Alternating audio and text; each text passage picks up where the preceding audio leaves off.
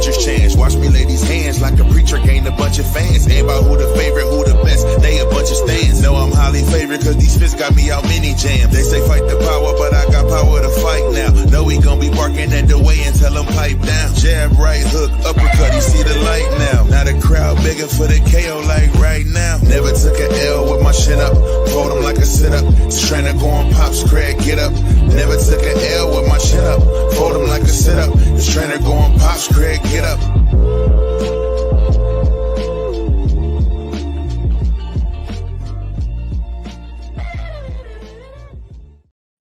Welcome to the Boss and Head podcast, where everything stays in the square circle. We are your hosts, CJ and Greg, the Boss Enthusiast. Today we got a let's go ahead, G. Yeah. This week, by the way, hope you don't mind me saying that, but G has a birthday coming up.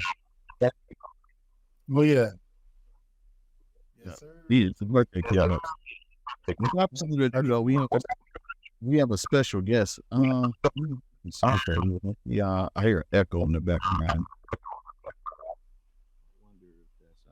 But yeah, we'll start back. We got a special guest with us, but before we start with the questions, I got an introduction. So, coming from Ocean City, New Jersey, former head trainer of Crossfire Boxing Academy, former instructor of the Capital Punishment Boxing Club, current executive director of the Capital Area Fitness Academy, USA Boxing official. And when I mean official, he does everything. He does everything. Vice president of the U.S. Boxing Mid-Atlantic Association, member of Omega Psi Phi Fraternity Incorporated, by way of Kappa Omega Chapter. Let's give it up for our brother Wayne. Welcome to the show, bro. I hope that was enough for you, man. That was quite a bit. That was quite a bit. With it though. Yeah.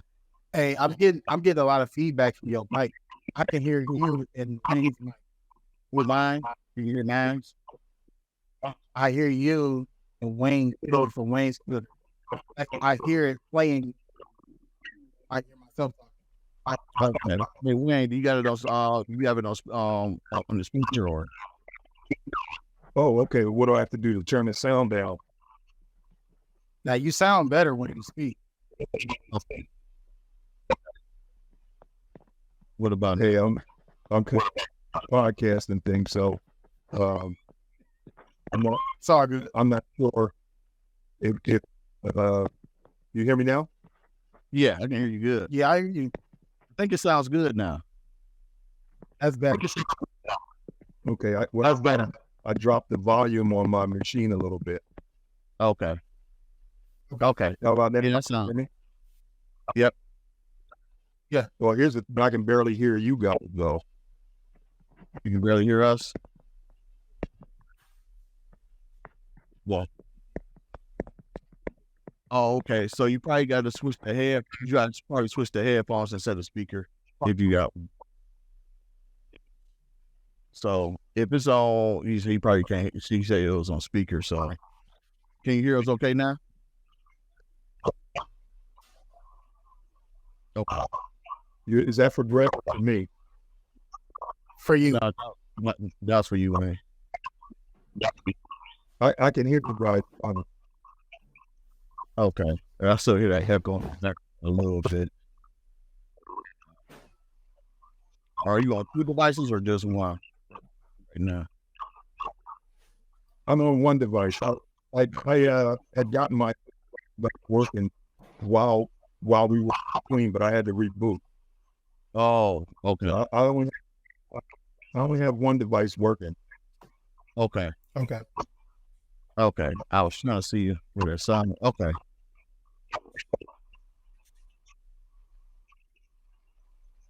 Okay, because I'm still hearing it a little bit. But yeah, we can not too much. We can go ahead and start up. So thanks for joining us on this show. We really appreciate you. I know a lot of times when I'm on, I tell people about what I did, like Wayne was most definitely the guy who. I wonder if you remember that when I first called you. He said, "Hey, I just want to judge." He was like, "I called this person, but you gave me a lot of like tools and a lot of knowledge behind it. And I appreciate you for that." Well, we all thank you. We always need more officials. If the officials and doctors are usually the ones we have least up. So when anybody ever expresses interest in becoming an official, I'm really quick to help out. Well, yeah, most definitely is, and you'll pick up your phone quick. So we got you here because we got a few questions. So I'm gonna go ahead and just start it off. I'm gonna just start the fire off. So we got a lot of like stuff that's been happening at Boston, like that's a reason. Oh, okay. So hey Wayne, when you're not talking, just mute your volume when you're not talking. Oh, they're not really up those coming in. Yeah, there we go. So oh, okay. Yeah, so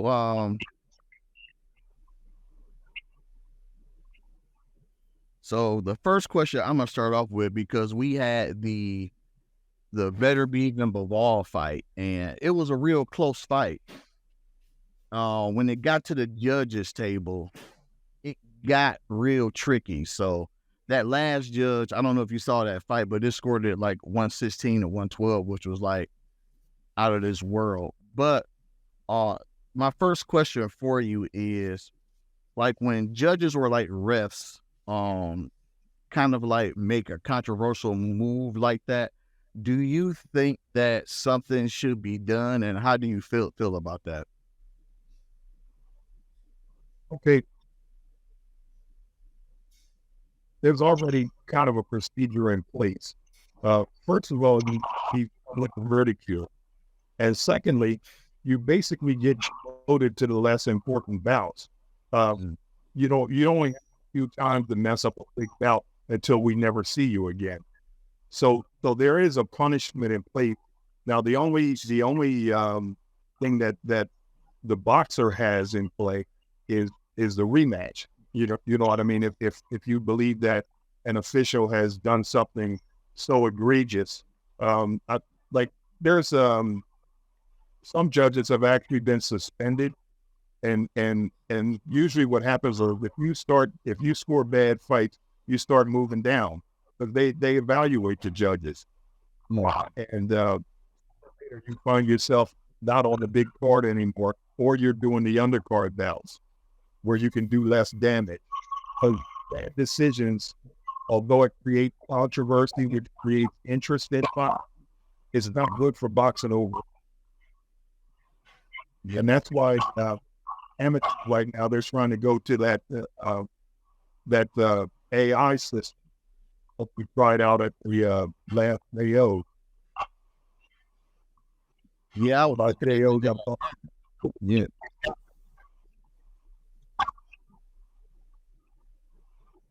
Yeah, I was looking at that. They had like cameras. They had like cameras like top of the ring. Right. They're cameras up on a pole. Of course, the cameras have a view that nobody else does, and they have an AI that actually is able to track which punches in computer speed. The AI knows which punches landed and whatnot. But it's just like the rest of AI. It's still learning. When we first got there, they had the scoring area too small. So the AI was not scoring legal punches that were safe in the forehead. The AI had cut it off right here. The punches that were scored were not scored by the AI. So the AI got another 3 or 4 years before I say we were training our replacements, basically. Yeah. AI is real. AI is real for sure.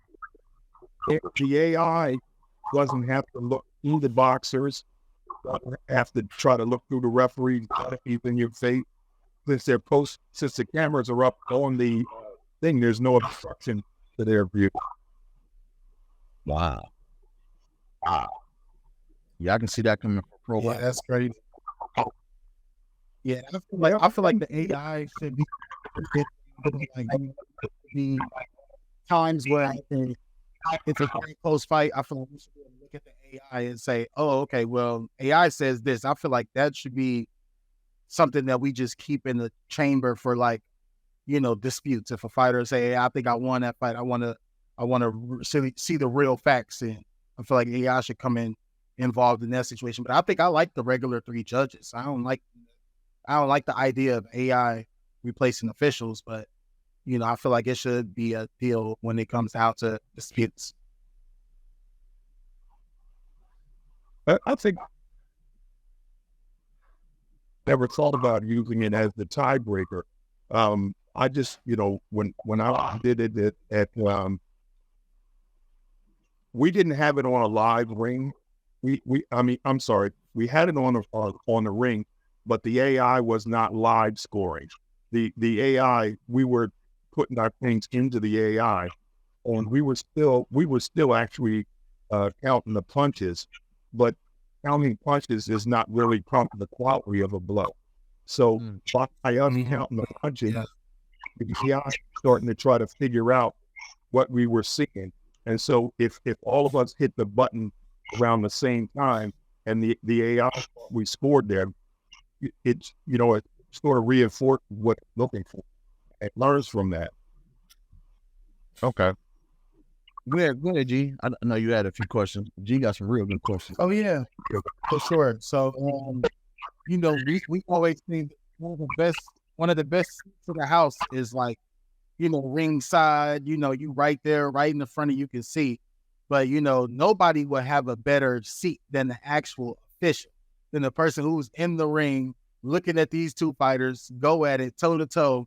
So my first question is, being in the ring, seeing 2 fighters, what is the most craziest or most spectacular moment you've experienced in the ring as an official?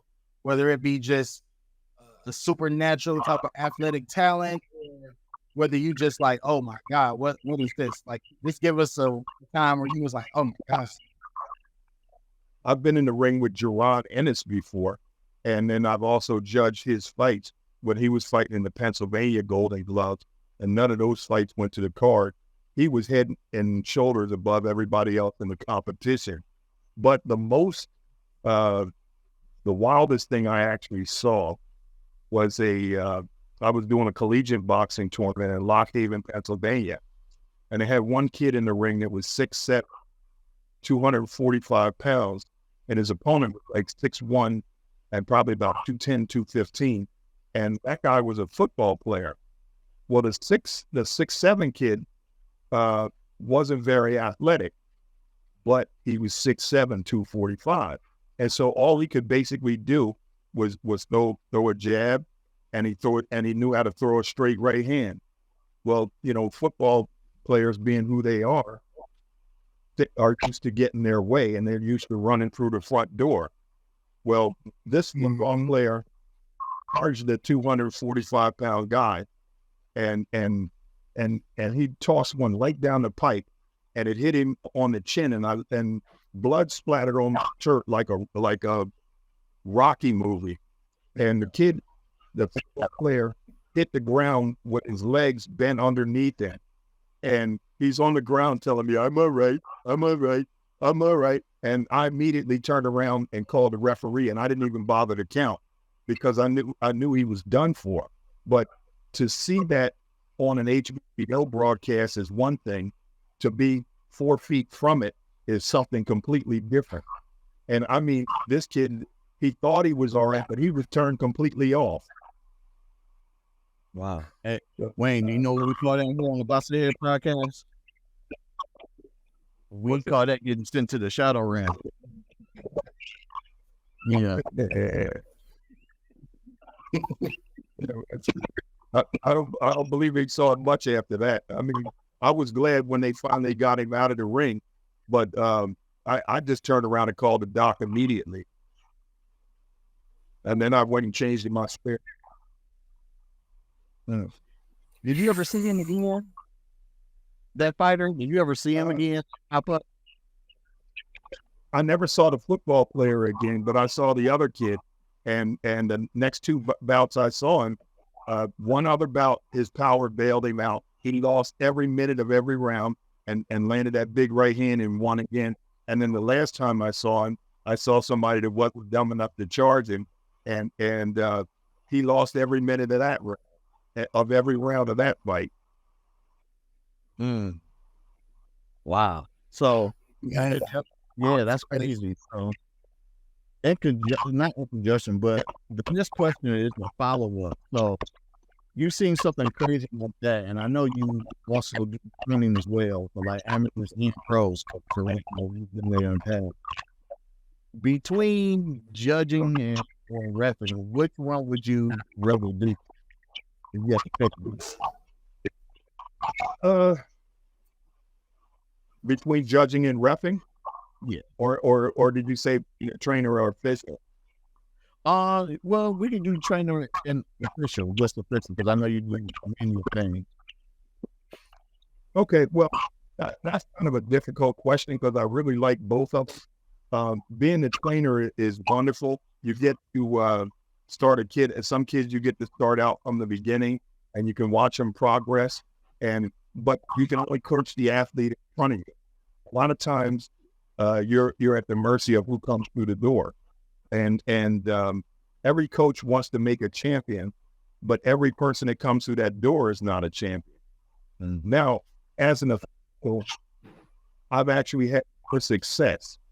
I've touched more lives because as a trainer, I only get to touch some, but as an official, I've been all over the country, and I've got to see people from everywhere. So for me right now, being official actually beats being a trainer by a hair, but I reserve the right to change that answer if the right kid walks through the door, because you have some kids that come through that have a whole lot of talent, and you want to see them succeed, but then they don't stay around that long. Mm-hmm. Now, what was the other variation of that? Oh, it was just the decision between those two, officiating and training. Which one would you, if you had to pick one, which one would you rather be in? But you said the officiating would be more. Until I get a kid that goes through this Roy Jones, right now it's officiating. No. Yeah, boxing's a little different now. Like, you never know. There's always that one kid that wants in one day. You just see it. And so, you know who Bowie Fisher is? No, I don't. He used to train Bernard. Okay. He used to train Bernard Hopkins. Well, his sons are our fraternity brothers. So I knew them, and both of them had worked bouts with him. And his one son said to me, he said, the one thing my father taught me is, as the trainer, you might have 1,000 kids walk through that door. And of those 1,000 kids, you might get one with the talent to make it and be a star. Your job as a coach is to be ready when that one kid walks through the door.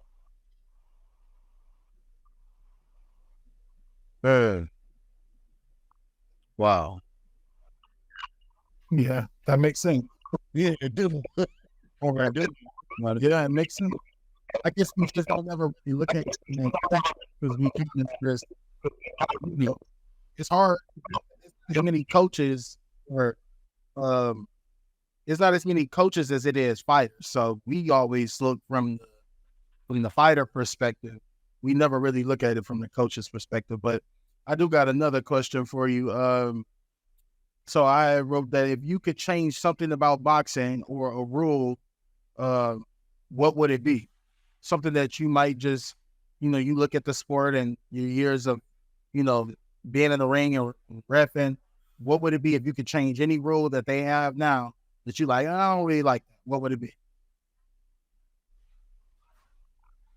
I would make them go back to same day weigh-ins for the professionals. You got those guys now that come in on weigh-in at 154, and fight time they come in 175, or the guy Canelo fought the other night. Berlanga came in at what? 193, 160. 190. What was their actual weight class when they weighed in? Was it 168? yeah. Right. And then he comes at 193. Come on, man. That even though Canelo won, I just don't like that. Yeah, they're going to get somebody hurt, and I don't like the dehydration and trying to rehydrate, and I think it's just bad. yeah, Yeah, we had a whole something about this. He fought Regis Prograis at 140. The night of the fight, I think Devin Haney came in at 160, 165 or something like that. It was something ridiculous. We like, that's a whole nother weight class. Yeah. Now he wants to sue. What's he want to sue Ryan Garcia now? yeah. Right. Yeah. Yeah. Yeah. Since you brought that up, how do you feel about that? I don't like to use raw language. This is your podcast, but you know you're in the game to put hands on people. So now you're going to file a battery charge? Stop playing. Yeah. Yeah. I said Kodo had it worse. And Kodo got it back in blood. So why can't Devin do the same thing, you know? Yeah. Yeah. Kodo, I feel like that's like too. I feel like that's like, you know, some criminal, some police thing. You know, it's like, come on, man. We you know, I don't know what y'all in the business. Yep. And I think Ryan won that case. I saw the picture of him with his lawyer, like, I think he did. That case is gone now. That battery. Yeah, he got it. He got it dropped. Yeah. So it's like, ain't no really, like, you do all that, and then, like, it's really no going back to their rematch. You know what I mean? Yeah, no. Not. But what I'm saying is, Devin got that fight taken off of his record. He doesn't have to fight Garcia again if he doesn't want to. Just move on with your life. Yeah. I'd be bringing attention to that, especially if people remember how bad you got your butt kicked. Yeah. Yeah, it was pretty bad. Yeah, it was bad. All right, look, my last question. I got one more. What's the greatest advice you received as an official from anybody who kind of just brought you up in the game? You know, just or just from a fighter perspective, or, you know, somebody, you know, just gave you some great advice and was like, all right, cool, I can live by that, and it changed you as a person. Just the greatest advice you've ever received. The first time I was going to referee a bout, I was scared to death. But I never intended to be a referee. But what happened one night is we ended up short. And the guy looked over, and I'm 6'4". So he said, "You're too big to be sitting over here judging bouts. You need to get in the ring." So they basically put me in the ring.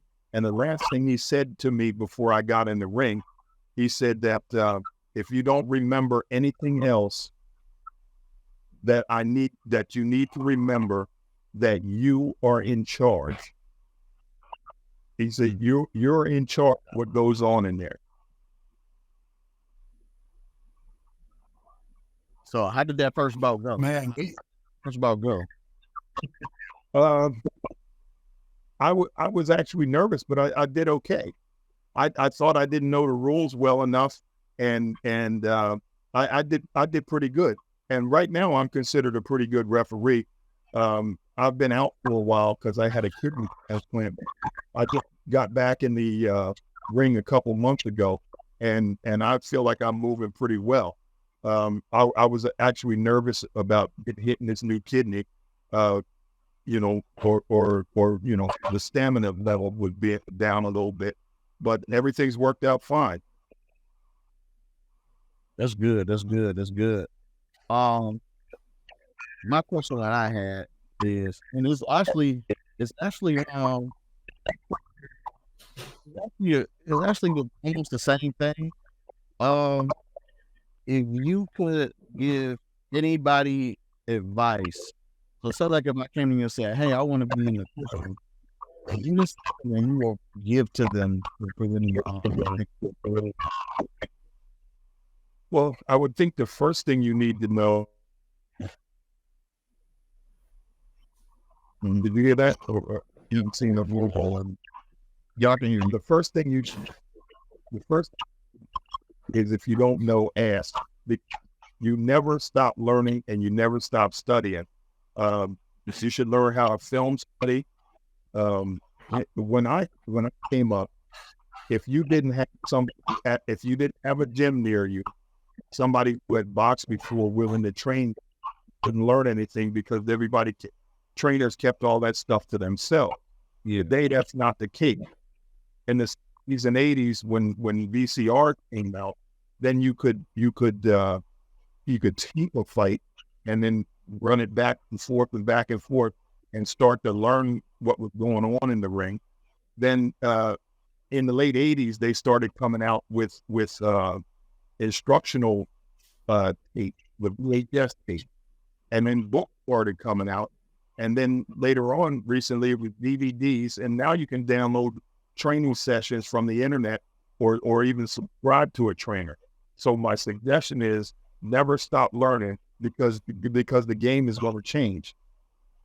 And then you'll see fighters like, even a few years ago, I had never seen like anything like Vasily Lomachenko before, a guy that moved that way.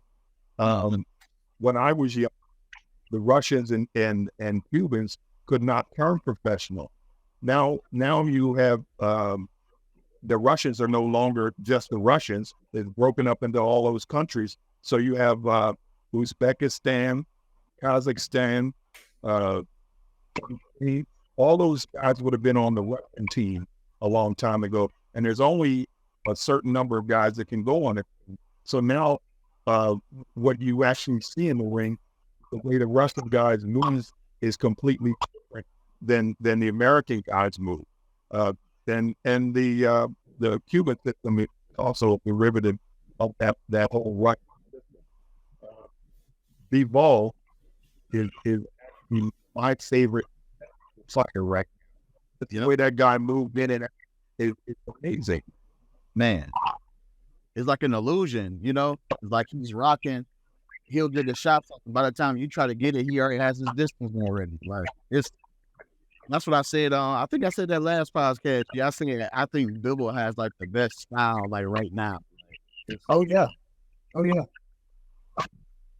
And see, at the amateur level, you don't see that until you start doing international competition.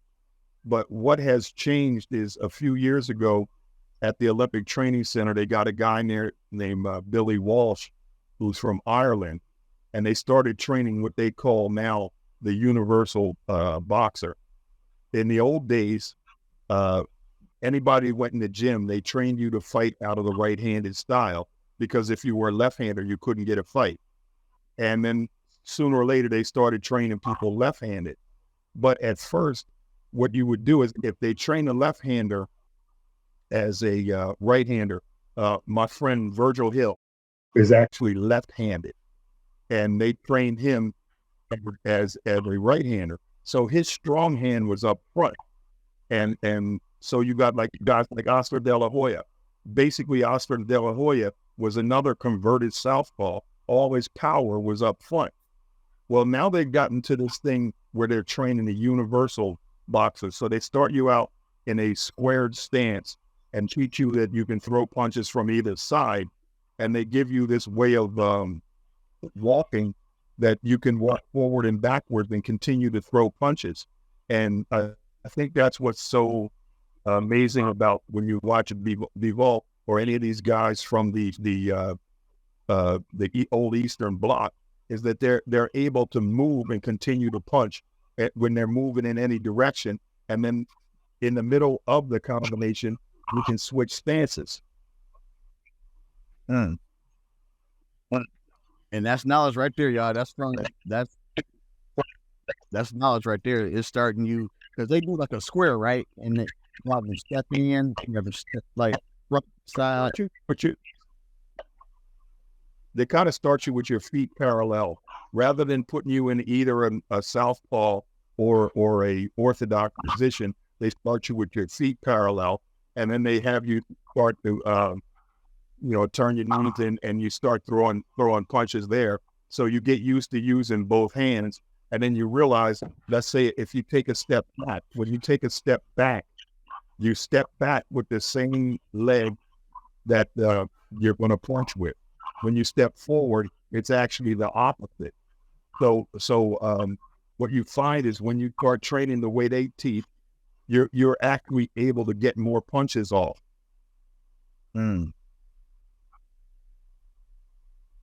Wow, that's, you know what, Wayne, you're a good trainer too.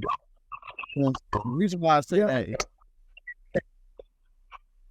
Go ahead. I'm sorry. No, you're fine. I was saying the reason why I say it is I can tell that when you have your fighters, I can tell that you break it down to them to where they understand fully exactly everything they're doing. Like looking at why am I moving this way? Why am I punching this way? Why is my feet this way? That's true. And a lot of people with me because I think the thing is, I wanted to learn how to see it. We get that people are just more fighters. Some people fire, but I was looked at and all the, you should figure out that they had moved 3 beats.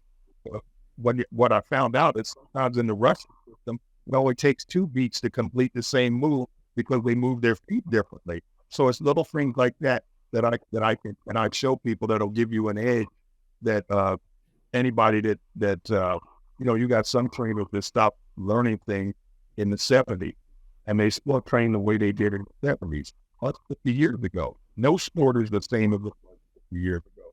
Watching boxing be. Okay. Yeah, you're right. Yeah, boxing does change. Boxing change. It is raw. You see with the fighter. You see the craziest thing about boxing is you see fighters come and go, and you may see a fighter who you say, "Hey, this guy's the future," and all it takes is that one fight. And sometimes fighters don't recover from that loss, and sometimes they do. But that's just boxing. Boxing is like a pool of changed events. Like it's like you stirring water. It's like you got a big bucket of water. You got all this Kool-Aid in it, right? And you see it in there, and then you turn it, and you think it's one color, but then it changes to another color. Like boxing is forever changing. And like me and G, we always in our show, like we tell people never get too emotionally attached to a fighter, because your favorite fighter now, he may be gone tomorrow. And if you get too emotionally attached to these fighters to where it just takes you out of the game, like you missing the whole excitement out of boxing.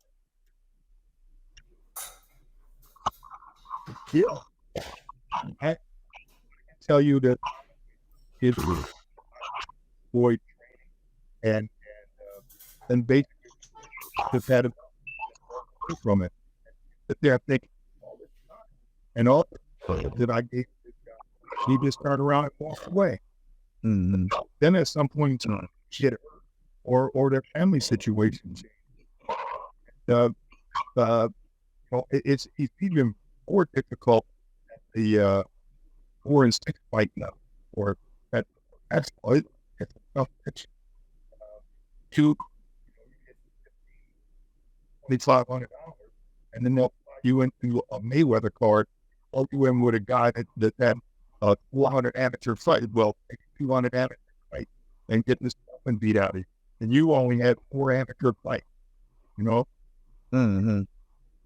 Yeah, people get in that ring because of that money, and then you get to the shadow realm, and you still to the shadow about them. So it's and then that money you using, that money that you got after you pay your trainers and stuff, after you pay your trainers, you probably got to use that money for the hospital bill. So now you back at square one. So like, I hope everybody listening to this, it's very important to like, don't just like, if there's any like fighters out there who listen to this, don't just take the fight because of the because sometimes people get too excited and they hear it like man, I never had $20,000 before. Let me go ahead and learn. Well, you owe taxes $20,000. That tax does not come out check. They give you the whole check. And then what you find out, I've told some of these young guys, they get this money and I look up and they come to the gym next week with 12 tattoos on them. And I say, how much you pay for those tattoos? And then, they tell me whatever they pay for the tattoos. I said, that money that you put away for you tattoos, you got gold. How much did you put aside for the tax man? And they look at me like, what? Yes, you have to pay tax on that. Yeah, man. Tattoos. But yeah, when we get back, we're gonna go to commercial break. When we get back, one thing we're gonna ask you is just like how you to like get into boxing and everything. So when we come back from commercial break, we'll get a little bit of your backstory, just the origin of how you came to the man that you are now. So we'll be back after this commercial break. Summer's almost here. You still haven't did that spring cleaning? No need to worry. Golden Touch Premium Service and Sanitation will take care of everything from cars, homes, even buildings. And check this out. All products are eco-friendly. So go ahead and go on the website and book an appointment, or if you have further concerns and questions, go ahead and send an email. Clean, just Golden Touch away. You like shiny things, girls are some The secret is out. Everyone is using Potty products. Potty products toilet paper is 2-ply and has 450 sheets per roll. And it won't clog your toilet because it's septic safe. You can get same-day, next-day delivery or shipping when you log on and place an order at potty-products.com. Spend $48 and get free shipping. Or subscribe on the site and get free monthly shipping. Remember to use Potty products.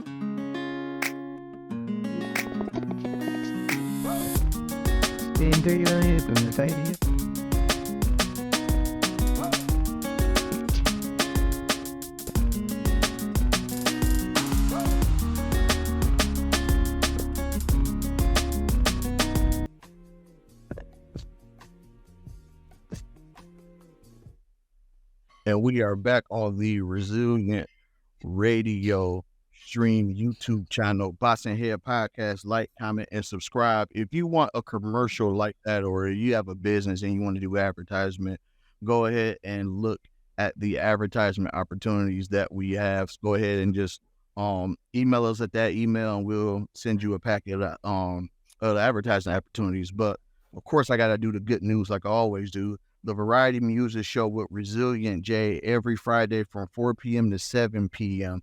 The Music Missing Pot with all genres of music played. Former MMA and UFC fighter Clifford Big Cat starts Fighters Formula segment is during the show as well. And don't forget to check out children's author Ty Allen Jackson and his words of the day on the application or on www.resilientradio.net. Also, we just had a premiere show yesterday, Toxic R&B. Yep, the name that you hear is exactly what it is. So Toxic R&B is going to be airing on Tuesdays from 6 p.m. to 9 p.m. And Lucy, she is a great MC. Y'all make sure y'all check that out every Tuesday from 6 p.m. to 9 p.m. on Tuesdays. And also, we got premiering on October 26th from 10 p.m. to 1 a.m. the new Quiet Storm station. Make sure y'all stay tuned for that. If you old school and you remember the Quiet Storm, this is the new Quiet Storm. So it's going to give you that same music, that same feel. Also, don't forget, Saturdays is the 90s music show with DJ Raznyye. Saturday from 1 p.m. to 4 p.m. Make sure y'all check that out too. She playing some real 90s hits on there too. She playing Pete Rock. I know some of you young kids don't know who Pete Rock is, but go ahead and check that out every Saturday from 1 p.m. to 4 p.m. And this fall, actually coming up real soon, we got Detroit Girl Transform Podcast with Tony Carter. Make sure you look out for that. So we are back, and we got some real great knowledge from Wayne, just from the trainer's perspective and the official perspective. But one thing that we didn't ask him, just his upbringing and just how he came to become an official and trainer. So Wayne, if you could just tell us like your story on how everything came about. Okay, I basically have had a spotty starting and stopping and everything. I like most kids, I grew up during the Muhammad Ali era, followed by Sugar Ray Leonard. So I watched all those guys, but there wasn't a boxing program in my area. Well, we would get up and go out in the backyard and but I didn't really get to a real gym until I moved to Philadelphia. And when I was in college, a girlfriend I had lived with, her brother was a boxer, and she lived right across the street from the gym. So I went in there, and when I really got interested, but the thing I found is I think I was 18 or 19 then. There's kids that had been there since they were 10 or 12 years old. I thought, wow, I can't really, this is where I already built for it. So, I was also playing basketball at the time, so it wasn't really a time for me to get in it. Well, years later, there's still more gaps. So that got me interested. So I started buying stuff, and whenever there was a gym around that I could go to, I'd go in and pay the fee, and I'd go in and hit like Atlantic City had a gym there, and the Pleasantville Towel, and I would pay my money and go in there and hit the bag sometimes. And if there was a boxer there, I'd just walk up and ask him something, because boxers are like the most approachable ones. So I would build on my knowledge a little bit, but I really didn't get into it until the 90s, and I was already 40-something years old. So what I was trying to do at that point was I was actually trying to start a white-collar boxing league.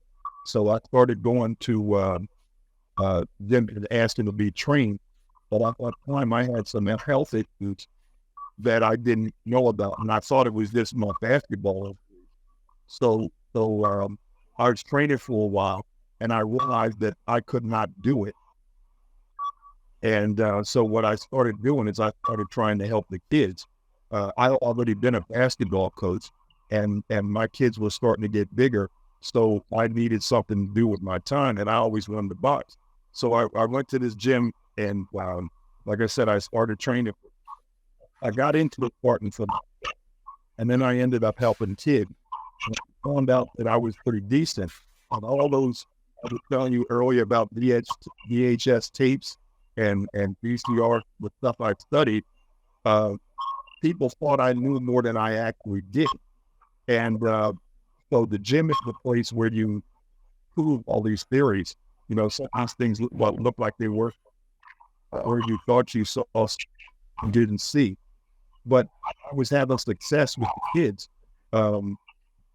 So a couple of years I was at, because I didn't agree with the trainer on some things, and I went to another gym, and I asked me to train him for a professional fight, and the thing I knew best at that time was to get them in condition.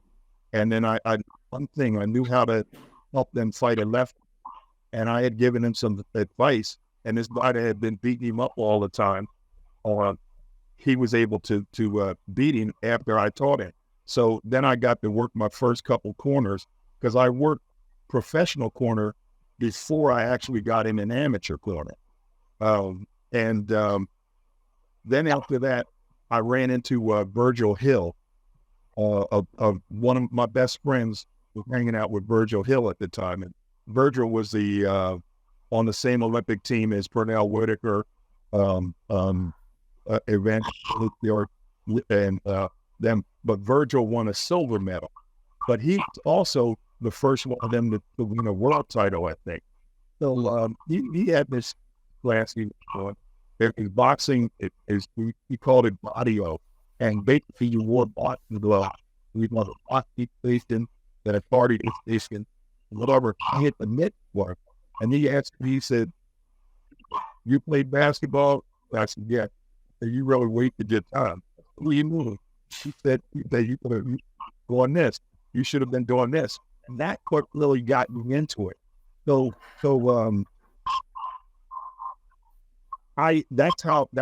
that's what really, I didn't think at my age I had a future doing anything, but then now I'm helping these kids out. And what happened, the gym now, and so in order to stay into the boxing, one guy asked, he said, "Look, you're well spoken. Why don't you become an official and help us out?" And I became an official. So that's basically how I got to where I am now. And that's probably, that's probably like a 20-something year or almost 30 years worth of backing into it. But I didn't really see, I became a trainer in 2009. I became a referee, official in 2013. And that's what I've been doing ever since then. I'm sorry, that's a long version, but No, it's good. It's good. It's perfect. I got into it the way a traditional, like a little kid walks into a gym at 10, 12 years old. Somebody trains him, he boxes and blah, blah, blah. I don't have that background. And it's probably better that I didn't, because I didn't have the work ethic that was required, and I probably would have gotten beat up. I was athletic, but I didn't have, you have to really work hard. I would have been in that what did you call it, the phantom zone, or what did you say? Shadow realm. Shadow realm. So, I probably would have visited the shadow realm quite a few times. Well, and by the way, Wayne, the shadow realm is just basically just a place filled with voidness for the unconscious. So basically, you get knocked out and you go to sleep. Yeah, that's what I thought. I would have been in the shadow realm. Oh man. So, well, it's like the old phrase is, you can't play boxing. mm-hmm. You know what I mean? You go out, you think you know what you're doing, and you get hit with a shot, and all of a sudden you look up and you say, why am I looking up at the light? Yep. It's real. Like I was what's that movie? You remember that movie called Southpaw? Wow, it was a movie called Southpaw, and I think Southpaw was it was a great movie because it showed like the main fighter in that movie, after he had his fight, he was like in his bed and like he just woke up and he started throwing up. That's the reality for fighters. Like people think like after they fight, they go to the hotel and they good. Sometimes they be having side effects. Sometimes they have to eat Jell-O for a whole week because the amount of body shots they get or the amount of damage that they've got. Boxing, like you're right, boxing is not a game. Yeah. Last time, I'll just give you a story similar to that.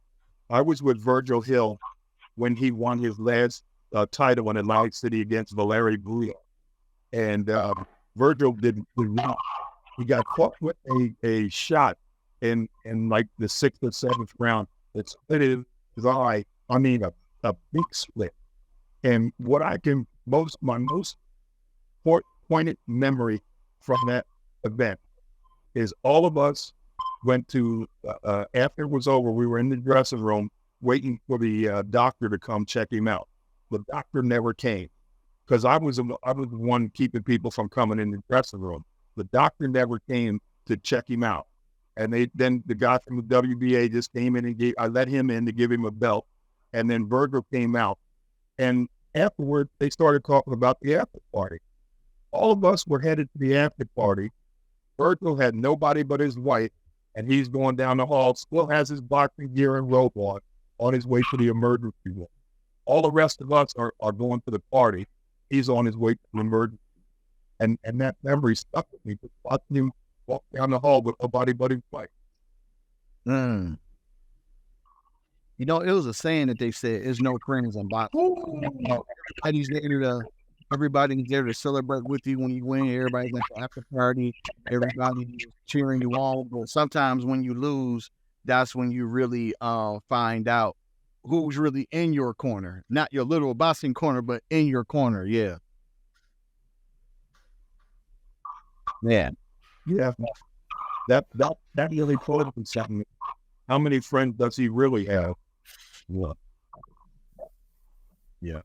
At least stay there with him until he get it. Like the party's going to be there. People are going to be there. You know, he had to get that eye. That's a crazy story. Yeah, that cut was like 2 inches long, and he had scar tissue from other bout. But what I'm saying is that there's the party, and all these people are up there because it's, you know, but he's not even there to celebrate. And he's the one. I saw him the night before the fight. He came in to shake out, and he actually had the flu. And I watched him do 10 rounds of just dancing around and moving around the ring without throwing any punches. And then he did 10 rounds of shadow boxing after the 10 rounds of just moving. So he did 20 rounds the night before the fight, and he had the flu. I mean, how many people do you know can do 20 rounds of anything with the flu?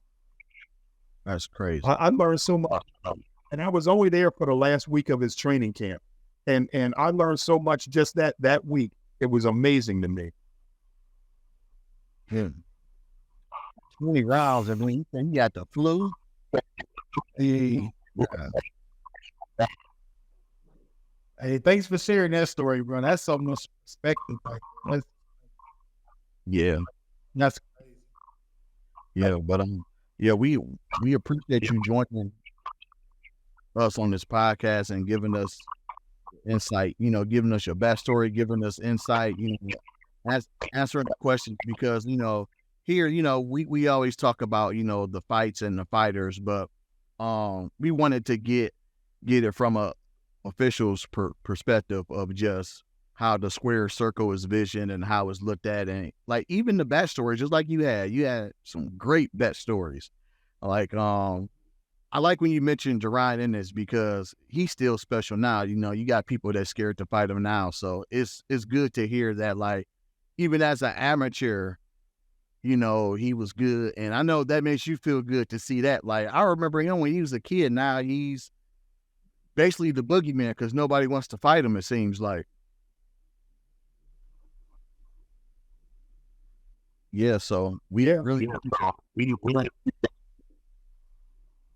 I'm really just glad. I'm glad to be on. I've been on a couple of podcasts, but not a lot.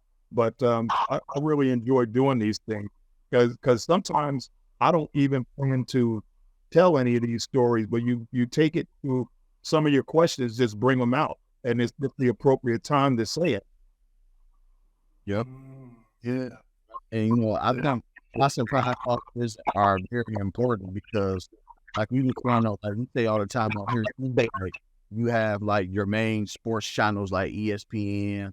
They don't really cover boxing unless it's a fight, and like they'll show you they'll show you the fight, but after that, that's it. All right, let's get back to basketball, football, you know. So I always say, like, it's good to have boxing podcasts because, you know, boxing is an old sport, but it's also keeping boxing alive in a way, you know.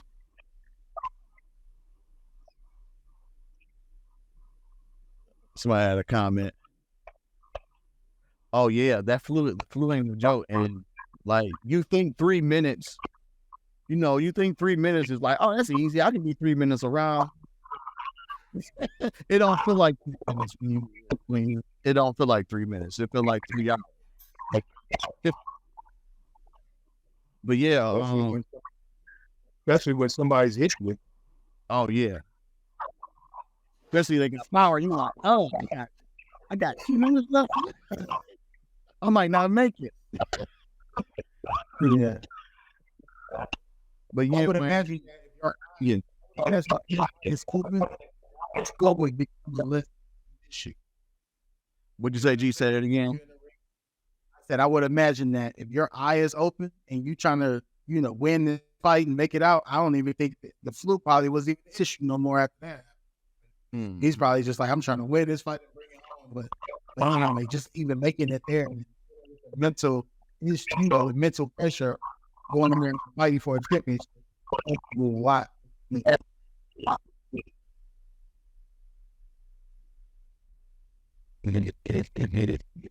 You were at the stage of career that Virgil was in.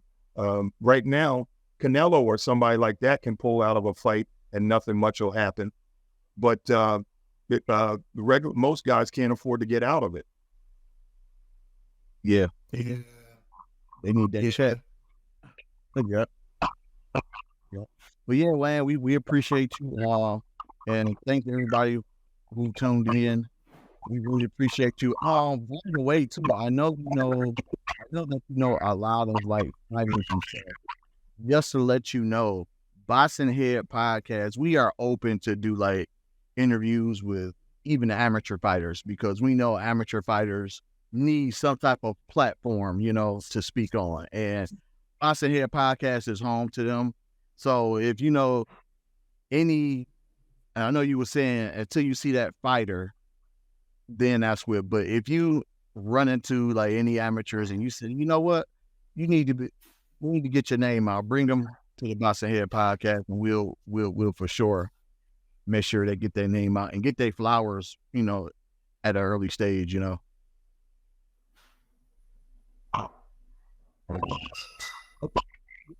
But because I have a couple people in mind for you, guys that I've been in a couple of gyms since I started.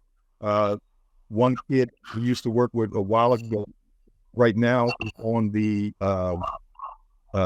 high performance team, which is they keep on international box right now. We had a couple kids from gym now have WBC. One of them has 2 WBC titles, and they're both signed to Don King right now. And they got like 11 fights, and I've known them since they were like 12 years old. Wow. Yeah, if they want to come on the show, they're most welcome to come on the show and talk about it. We'll talk about their plans, present, and the future, you know. So with that being said, you know, this is the Boxing Head Podcast. Of course, we don't keep it boxing. We'll keep it in the full circle. And until next time, everybody take care. And it's some fights coming up real soon, so make sure y'all check out those defensive fights coming up too. We'll see you next Wednesday. What is about? If you take your jabs in life, you ain't got a puncher's chance. Watch me lay these hands like a preacher gain a bunch of fans. Anybody who the favorite, who the best, they a bunch of stains. Though I'm highly favored, cause these fists got me out Benny James.